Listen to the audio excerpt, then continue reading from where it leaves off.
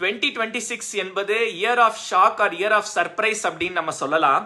ஏன்னா தமிழ்நாட்டோட பாலிடிக்ஸை பார்க்கும்போது இத்தனை வருஷமா டூ கார்னர் ஃபைட்டா இருந்த டிஎம்கே vs ஏடிஎம்கே அப்படிங்கிற ஃபைட் ஒட்டு மொத்தமா இந்த தேர்தலில் மாறி இருக்கு.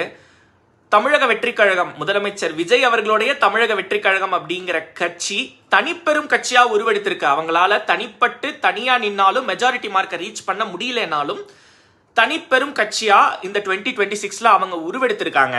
என்னதான் முதலமைச்சர் விஜய் அவர்கள் நடிகரா 35 ஆண்டுகளுக்கு நடிச்சு அவர் நடிகனா இருந்த அந்த இமேஜ் அவருக்கு உதவி பண்ணாலும் அவரு கரெக்டா பொசிஷன் பண்ண மெசேஜஸும் அவரு இந்த தனிப்பெரும் கட்சியா உருவெடுத்ததுக்கு மிகப்பெரிய காரணமா அமைஞ்சிருக்கு. இந்த மெசேஜிங்க்கு பின்னாடி ஒரு மிகப்பெரிய பிஹேவியரல் எக்கனாமிக்ஸ் இருக்கு.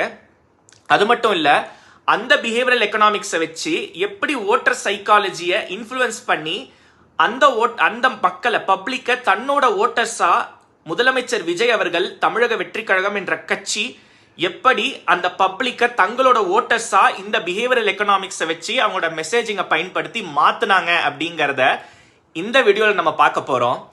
ஓட்டர் சைக்காலஜியில கூடவா பாஸ் நீங்கெல்லாம் எக்கனாமிக்ஸ் பார்ப்பீங்க அப்படின்னு நீங்க கேட்கலாம்.